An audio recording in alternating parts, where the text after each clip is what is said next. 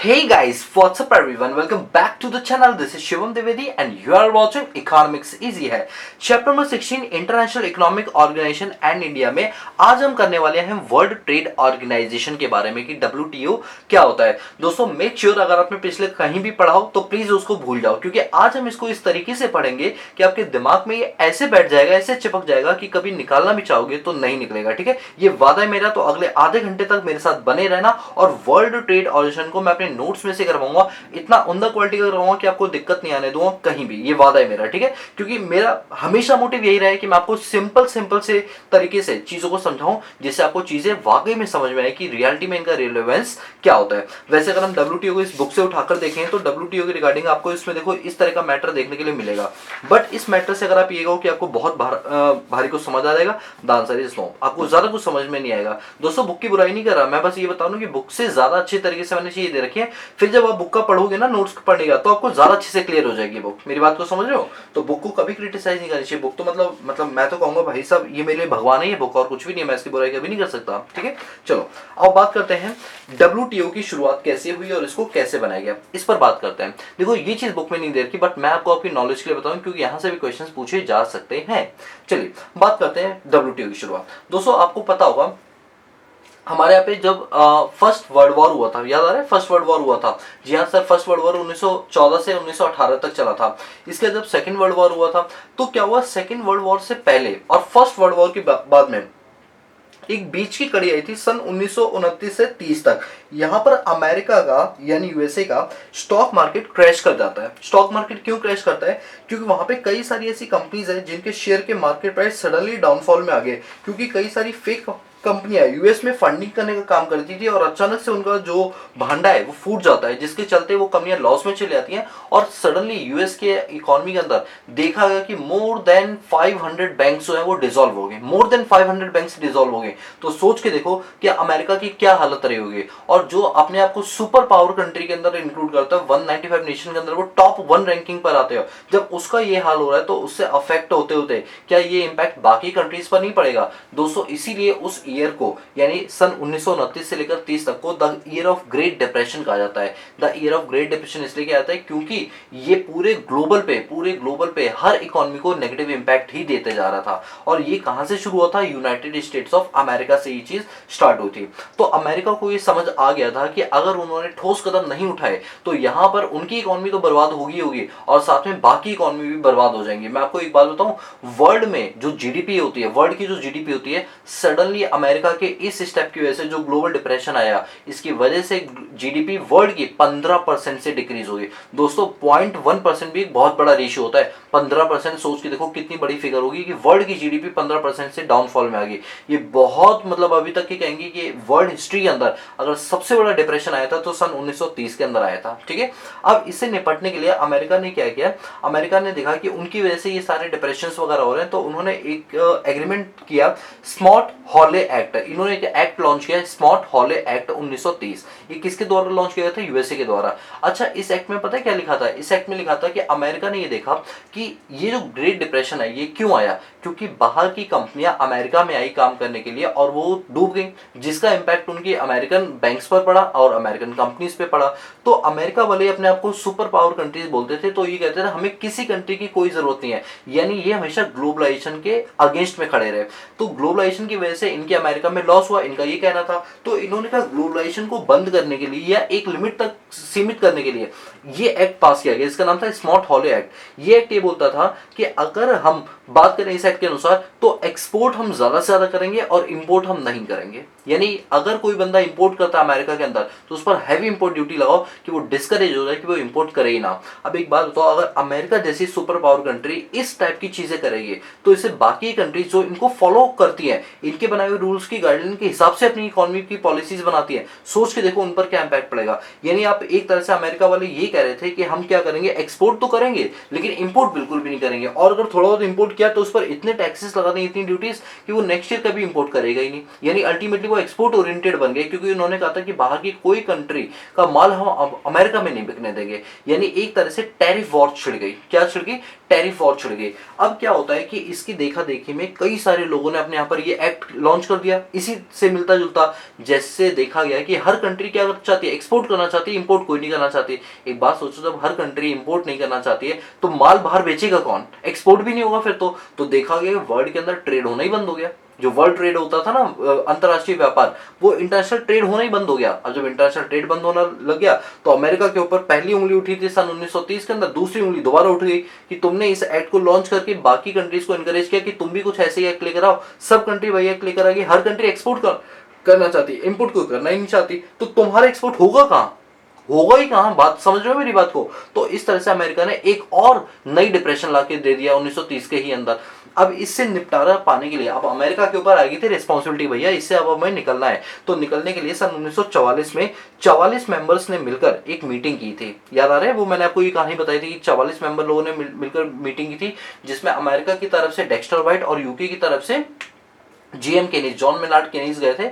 और ये जो माउंट वॉशिंगटन होटल है जो कि न्यू हेमिस्फीयर जो कि ब्रिटेन वुड यानी अमेरिका की जगह का नाम है ये, वहां पर ये मीटिंग हुई थी। और उस मीटिंग के अंदर क्या हुआ था, ये जो मीटिंग है ये 1 जुलाई से लेकर 22 जुलाई 1944 में चली थी। मैं रिपीट कर दूं, ये मीटिंग इतने लंबे समय तक 21 दिन तक ये मीटिंग चली थी। जुलाई की 1 तारीख से लेकर 22 तारीख तक ये मीटिंग चली थी 1944 के अंदर। और इस मीटिंग में डिसाइड किया गया कि हम 3 बड़ी बड़ी ऑर्गेनाइजेशंस को जन्म देंगे। वो 3 बड़ी बड़ी में से 2 तो मैं आपको पहले ही बता चुका हूं, दैट इज IBRD और IMF, international bank for reconstruction and development और इंटरनेशनल मॉनेटरी फंड। ये IBRD क्या करेगा, ये लॉन्ग टर्म का लोन प्रोवाइड करवाएगा जिन जिन कंट्रियों की वॉर की वजह से दिक्कत हुई है। और IMF क्या करेगा, ये शॉर्ट टर्म के लोन की क्या करेगा, फंडिंग करेगा। जिनके BOP में क्राइसिस आ गए उन क्राइसिस से मीट आउट करने के लिए शॉर्ट टर्म की क्या करेगा, लोन प्रोवाइड कराएगा। दोस्तों आपको बता दूं, अभी तक वर्ल्ड में जितने भी ऑर्गेनाइजेशंस बने उनमें ये 2 सक्सेसफुल ऑर्गेनाइजेशन में से क्या है, एक है। एक तीसरा ऑर्गेनाइजेशन और बनाया था जिसका नाम था the international trade organisation, ITO। अब आपको एक खास बात बताऊं, ये तीनों ही ऑर्गेनाइजेशन के लिए रिकमेंडेशन किसने दी थी, यूएस ने दी थी। बट आपको खास बात ये जान के झटका सा लग गया कि ITO में यूएस नहीं था। ITO के अंदर यूएस मेंबर कंट्री के रूप में नहीं था, क्योंकि उसने सिर्फ रिकमेंडेशन दी थी। उसने कहा था हमें तो कोई जरूरत नहीं है, बट बाकी कंट्री को लगता है अगर हमारी वजह से कुछ खराबी हुई है तो चलो हम सुधारने के लिए ये ऑर्गेनाइजेशन बना रहे हैं, आप इसमें पार्टिसिपेट करो और इनके बताए हुए चीजों से काम करोगे तो आपकी कंट्री क्या हो जाएगी, सुधर जाएगी। तो क्या था कि जब इसका साइन कराने की बात हुई थी तो अमेरिका की जब पार्लियामेंट में इसको लेकर गया तो एक टाइम पे अमेरिका ने भी सोचा कि चलो इसमें एंटर हो जाए, तो वहां की पार्लियामेंट में इस पर कोई खासा वोटिंग नहीं मिल पाई, जिसकी वजह से इसको रिजेक्ट कर दिया गया।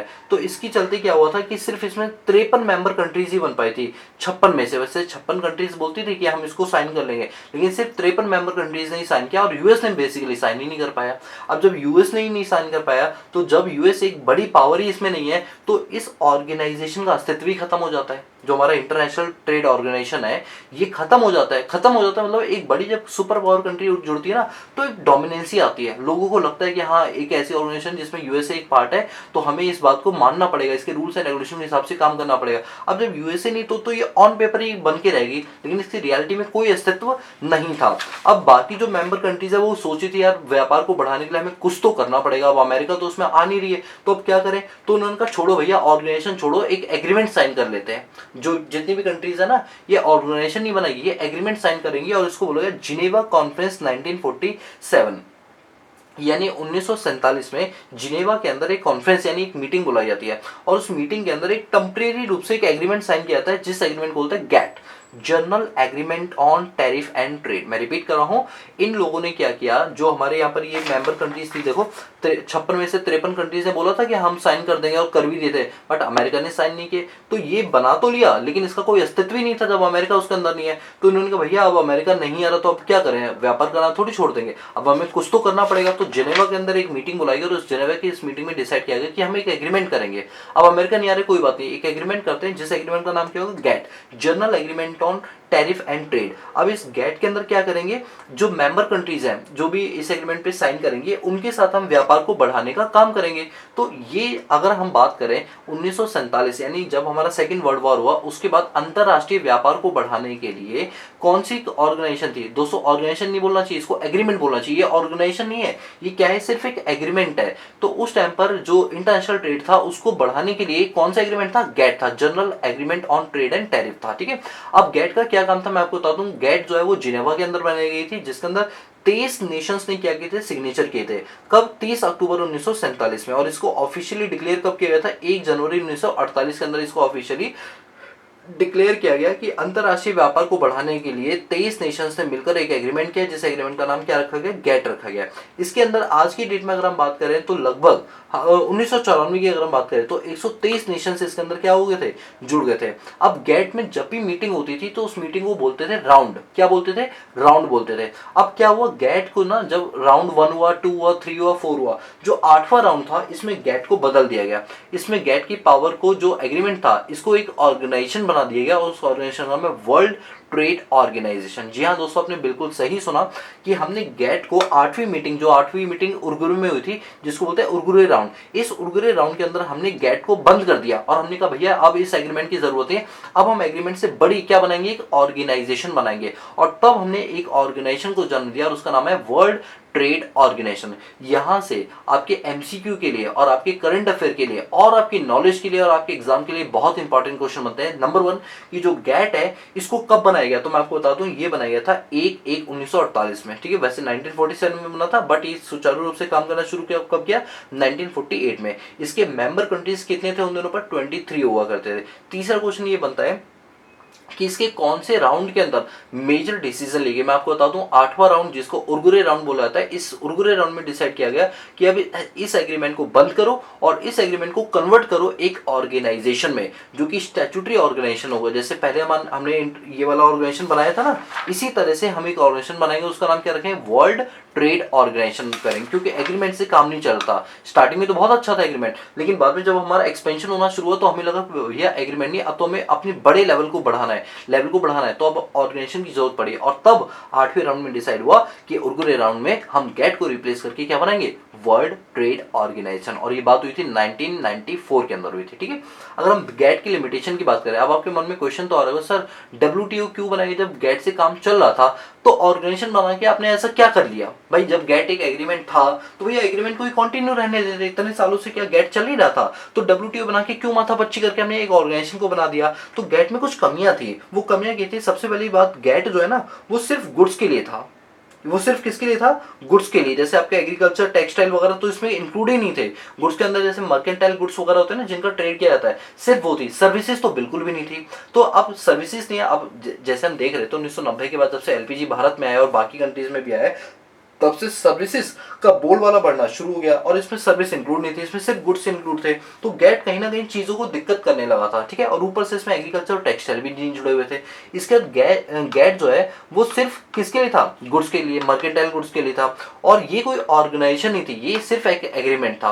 तो एग्रीमेंट के होने की वजह से जो इसके 23 नेशन थे ना जिन्होंने इस पर सिग्नेचर किए, वो मेंबर नहीं कहते थे, उनको बोलते थे कॉन्ट्रैक्टिंग पार्टी। अच्छा, आपको समझ आ गया कि उन मेंबर को मेंबर ना बोल के कॉन्ट्रैक्टिंग पार्टी क्यों बोलते थे?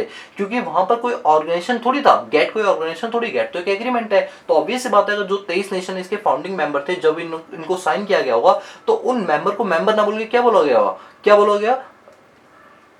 Contracting party. कितना खराब लगता है कि कॉन्ट्रैक्टिंग पार्टी, मेंबर हो तो फिर भी समझ में आता है। तो ये सब कुछ मोटा मोटी खामियां थी जिनको दूर किया गया 8वें राउंड के अंदर, उर्गुरे राउंड में इसको रिप्लेस करके एक ऑर्गेनाइजेशन बना दी जिसका नाम था वर्ल्ड ट्रेड ऑर्गेनाइजेशन। और इसको जो गेट की पावर थी उसकी कम से कम 10 टाइम्स ज्यादा पावर मिल गई वर्ल्ड ट्रेड ऑर्गेनाइजेशन को।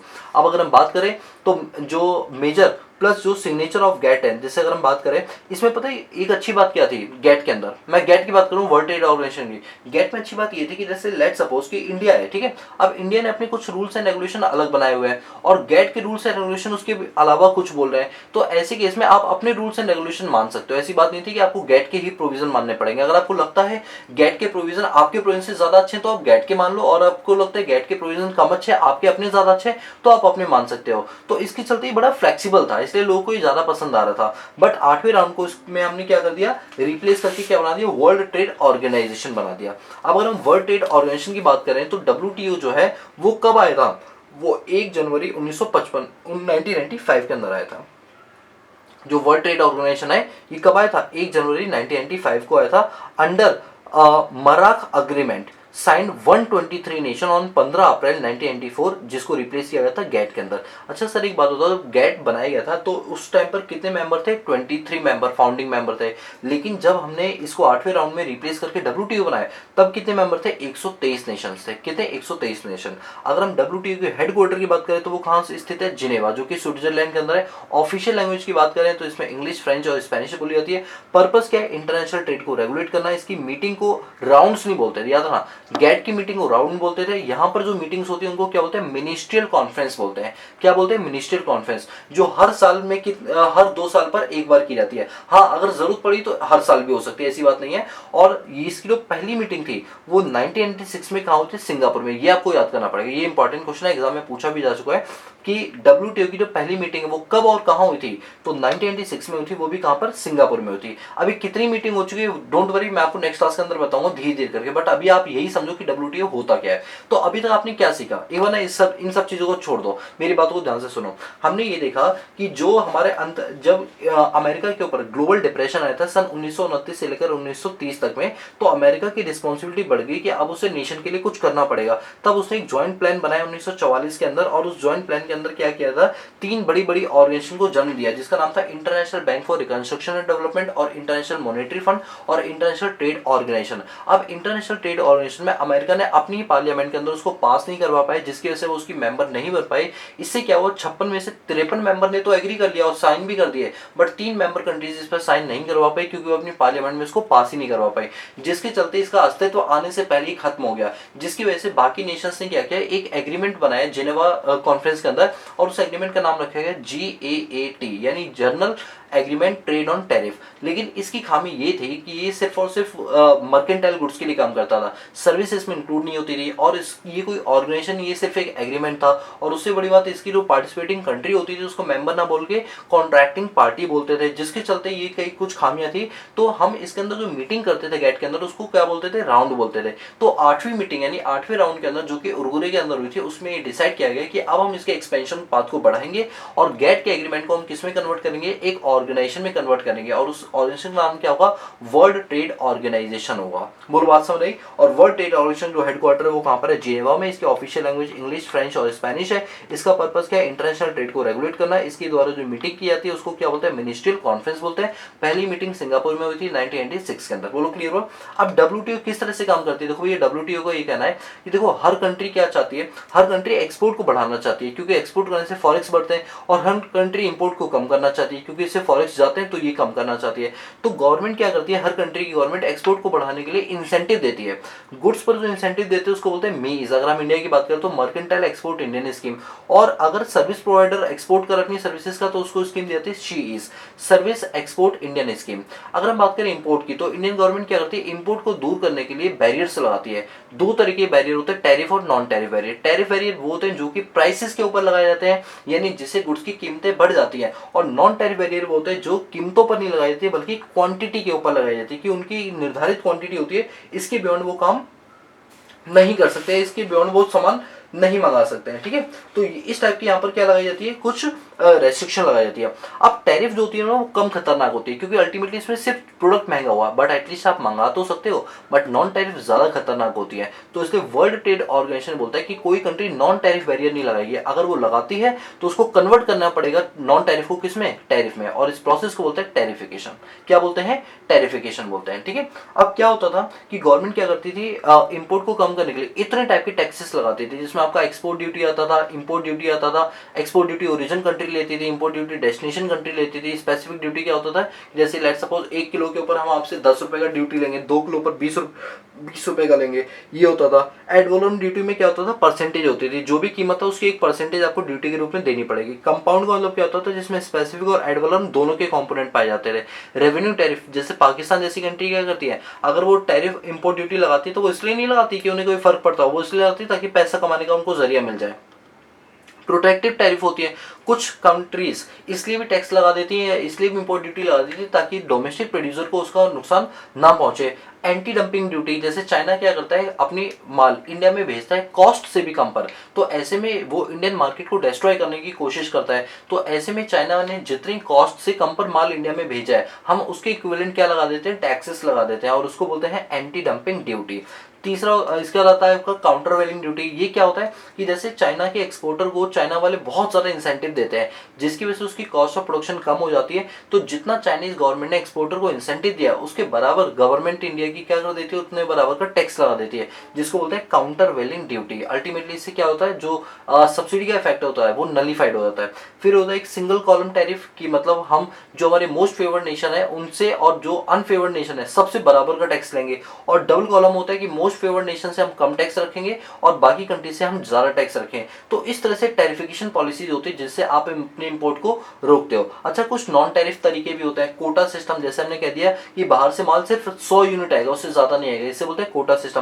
प्रोडक्ट स्टैंडर्ड में क्या होता है कि गवर्नमेंट कह देती है कि अगर इस टाइप का प्रोडक्ट होगा तो ही आएगा, अदरवाइज ये इंडिया में इंपोर्ट नहीं होगा। तीसरा होता है डोमेस्टिक कंटेंट रिक्वायरमेंट। कुछ लोग ये बोलते हैं कि हमारे यहाँ पर इंपोर्ट उसी चीज का होगा जिसके 75% कंपोनेंट रॉ मटेरियल हमारे देश से लिए गए हो, तो ये क्या कर देते हैं, डोमेस्टिक कंटेंट रिक्वायरमेंट। अल्टीमेटली वो क्या करना चाहते हैं, इंपोर्ट को रिड्यूस करना चाहते हैं, इस वजह से इस टाइप के रेस्ट्रिक्शन लगाते हैं। फिर आता है प्रोडक्ट लेबलिंग। वो कहते हैं आपका जो प्रोडक्ट होना चाहिए वो हम बताएंगे किस हिसाब का लेबल होना चाहिए, तभी वो माल हमारे इंडिया में आएगा, वरना नहीं आएगा। Packaging requirement, eco friendly packaging होनी चाहिए। काउंसलर फॉर्मेलिटीज, आप हमारे एमआई से एमई से पूछ करो, मिनिस्ट्री ऑफ एक्सटर्नल अफेयर से पूछ करो क्या ये प्रोडक्ट हम ले सकते नहीं ले सकते। फॉरेन एक्सचेंज रेगुलेशन, मतलब इन तरीकों से हम क्या करते हैं, उनके ऊपर रोकने की कोशिश करते हैं कि बाहर का माल इंडिया में ना पाए। तो अल्टीमेटली वर्ल्ड ट्रेड ऑर्गेनाइजेशन का काम क्या है, बेसिकली उसका मेन काम यही है कि वो व्यापार को बढ़ाना चाहती है। अगर कोई कंट्री इंपोर्ट पर किसी भी टाइप का टैरिफ या किसी भी टाइप का नॉन टैरिफ लगाती है, तो भैया नॉन टैरिफ तो बिल्कुल भी टॉलरेबल नहीं है, इसको तो वो कहते हैं तुरंत हटाओ, क्योंकि ये ज्यादा खतरनाक है। क्योंकि इसमें कीमतें नहीं बढ़ती हैं, इसमें क्वांटिटी रेस्ट्रिक्शन लग जाती है, आप इतने यूनिट मंगा सकते हो, तो इससे तो व्यापार कम हो जाएगा, व्यापार कम हो जाएगा ना अगर आप क्वांटिटी पर रेस्ट्रिक्शन लगाओगे। तो वो कहते हैं भैया नॉन टैरिफ तो आप लगा ही नहीं सकते, आप इसको कन्वर्ट करो टैरिफ में, पॉलिसी टैरिफिकेशन। टैरिफ भी लगाओगे तो एक लिमिट तक लगाओ, ऐसा नहीं कि अल्टीमेटली पूरे टैरिफ लगा दिए, एक लिमिट तक। तो इन सब चीजों को रेगुलेट कौन करता है, वर्ल्ड ट्रेड ऑर्गेनाइजेशन। वो ये देखता है कि कौन सी कंट्री इस आड़ में आके, कहीं ऐसा तो नहीं कि वो कोटा सिस्टम के थ्रू या प्रोडक्ट लेबलिंग के थ्रू वो अपने इंपोर्ट को रिड्यूस करने की कोशिश करो। क्योंकि आप अल्टीमेटली इंपोर्ट को रिड्यूस करो तो सामने वाली कंट्री का एक्सपोर्ट कम हो जाएगा, और एक्सपोर्ट इंपोर्ट कम होगा तो अल्टीमेटली इंटरनेशनल ट्रेड क्या होगा, कम। और डब्ल्यूटीओ का जो काम क्या है, वो क्या है, इंटरनेशनल व्यापार को यानी इंटरनेशनल ट्रेड को बढ़ावा देना। तो आप समझ चुके होंगे कि इंटरनेशनल ट्रेड को बढ़ावा देने के लिए वो इंपोर्ट पर लगने वाले टैक्सेस को रिड्यूस करने की पूरी कोशिश करती है। मेरी बात को समझ रहे हो? चलो अब हम बात करते हैं इसके पास अपने प्रिंसिपल्स ऑफ डब्ल्यूटीओ की। डब्ल्यूटीओ के क्या क्या सिद्धांत होते हैं, वो किन किन सिद्धांतों पर आधारित है, ठीक है, प्रिंसिपल्स पर। प्रिंसिपल की अगर हम बात करें वर्ल्ड ट्रेड ऑर्गेनाइजेशन की, तो वो सबसे पहली चीज तो ये है कि वो चाहता है कि जो भी व्यापार हो उसमें कोई भी डिस्क्रिमिनेशन नहीं होनी चाहिए। डिस्क्रिमिनेशन का मतलब क्या होता है कि कोई भेदभाव अगर हो रहा है तो वो भेदभाव इसमें नहीं होना चाहिए, ठीक है, नॉन डिस्क्रिमिनेटरी पॉलिसी होनी चाहिए। इसके बाद मोस्ट फेवर्ड नेशन की बात बोलेंगे, और दूसरा बोलेगा नेशनल ट्रीटमेंट। अभी मोस्ट फेवर्ड नेशन क्या होता है, जैसे कि डब्ल्यूटीओ एग्रीमेंट में क्या बोला गया है कि देखो आप अगर करना चाहते हो, जैसे मान के चलो लेट सपोज, अभी मैं रियल एग्जांपल बताता हूँ। डब्ल्यूटीओ के ना 164 मेंबर कंट्रीज हैं, याद कर लो कितनी है, 164 इसकी मेंबर कंट्रीज हैं। अब लेट सपोज कि चाइना और इंडिया दोनों उसकी मेंबर कंट्रीज हैं, तो याद रखना अगर चाइना वाले अगर वो माल यूएसए को बेचते हैं और यूएसए भी उसका मेंबर है, तो जितना चाइना ने यूएसए से व्यापार करते टाइम टैक्सेस लिए उतना ही वो इंडिया से भी लेगा। यानी आप अपने मेंबर कंट्रीज से अलग टैक्स चार्ज नहीं कर सकते हो। अगर आपने एक मेंबर कंट्रीज को वो माल 10% पर बेचा है, तो आपको बाकी मेंबर कंट्रीज को भी 10% पर ही बेचना पड़ेगा। And this concept is called most favoured nation. यानी मोस्ट फेवर्ड नेशन में क्या बोला जाता है कि अगर आप अपनी मेंबर कंट्रीज को माल भेजोगे तो उसके लिए जो दरें होंगी वो बिल्कुल क्या रहेंगी, सेम रहेंगी, और नेशनल ट्रीटमेंट आपको देनी पड़ेगी। और दूसरा क्या है, फ्री ट्रेड होना चाहिए। यानी आप अपने पास टैरिफ और नॉन टैरिफ जैसे बैरियर अगर आप लगाते हो तो ये गलत चीज है, आपको ऐसा बिल्कुल नहीं करना है। इसके बाद प्रिडिक्टेबिलिटी, ट्रांसपेरेंसी पूरी होनी चाहिए। जब भी आप व्यापार करते हो तो आपको ये पता होना चाहिए कि माल कहाँ से आ रहा है, कितनी यूनिट पे आ रहा है, इसकी डोमेस्टिक कंटेंट रिक्वायरमेंट क्या है, इस माल को किस तरह से अगर हम इंडिया में लाएंगे तो क्या इको फ्रेंडली है या नहीं। मतलब जो भी चीजें हैं वो सारी की सारी ट्रांसपेरेंट होनी चाहिए। इवन डब्ल्यूटीओ को बताना भी पड़ेगा कि हमने इतना माल इससे मंगाया, जैसे कि डब्ल्यूटीओ को पता है कि इंटरनेशनल ट्रेड में किस कंट्री का कितना ज्यादा कॉन्ट्रीब्यूशन है। तो ट्रांसपेरेंसी पूरी बनी होनी चाहिए। प्रमोटिंग फेयर कॉम्पिटिशन, कंपटीशन, यहाँ पर जो कंपटीशन है वो सभी कंट्रीज के लिए इक्वली होना चाहिए। ऐसा ना हो कि चाइना जो है वो अफगानिस्तान यानी तालिबानी के साथ मिलकर व्यापार को तो बढ़ा रही है लेकिन बाकी कंट्रीज के साथ नहीं बढ़ा रही है, ऐसा नहीं होना चाहिए। हर किसी को इक्वल अपॉर्चुनिटी मिलनी चाहिए, जो भी इसके मेंबर कंट्रीज है 164, ठीक है। Encourage development and economic reform, ये क्या करती है, इंकरेज करती है डेवलपमेंट को लेकर और इकोनॉमी के रिफॉर्म को लेकर, ये हमेशा डेवलपमेंट स्ट्रेटजीज बनाती रहती है। तो एक बार मैं फिर से रिपीट कर रहा हूं, हमारे वर्ल्ड ट्रेड ऑर्गेनाइजेशन क्या क्या प्रिंसिपल है, किन किन सिद्धांतों पर बना है। वो चाहता है कि व्यापार बढ़े बिना किसी डिस्क्रिमिनेशन के, वो चाहता है फ्री ट्रेड हो, कोई इसमें टैरिफ और नॉन टैरिफ बैरियर इंपोज ना की जाए, वो चाहता है ज्यादा से ज्यादा ट्रेड में क्या रहे, ट्रांसपेरेंसी बनी रहे, जिससे कि हम देखते रहे कौन सा कंट्री क्या काम कर रही है। ये चाहती है कि कंपटीशन को इस तरह से बढ़ाया जाए कि हर कंट्री को उसका बेनिफिट पहुंचे और जिससे कि हर कंट्री की डेवलपमेंट हो और हर कंट्री में क्या हो, इकोनॉमिक रिफॉर्म। दोस्तों यहाँ पर मैंने अपने पास मोस्ट फेवर्ड नेशन की डेफिनेशन भी दे रखी है, आप इसको बिल्कुल पढ़ सकते हैं। देखो आप यहाँ पर देखो, WTO के अंदर 164 मेंबर कंट्रीज है, तो ऐसे में 164 मेंबर कंट्रीज में आपस में ट्रेड डिस्क्रिमिनेशन नहीं कर सकते। मतलब अगर आपने कोई रूल चाइना के लिए बनाए तो सेम रूल आप यूएसए के लिए बनाओगे। अगर कोई मेंबर कंट्रीज है तो उन सभी के लिए रूल बराबर होने चाहिए। ऐसा नहीं किसी एक मेंबर के लिए रूल अलग है, किसी दूसरे मेंबर के लिए रूल अलग है, ऐसा बिल्कुल भी नहीं होना चाहिए। बट ऐसा कहा गया कि कुछ केस में आप मेंबर कंट्री के साथ भेदभाव कर सकते हो। सर अभी तो आप बोल रहे थे भेदभाव नहीं कर सकते। दोस्तों मैं एक बात बताता हूं, मैं 3 कंट्रियों का एग्जांपल लेता हूं, यूएस, चाइना और इंडिया।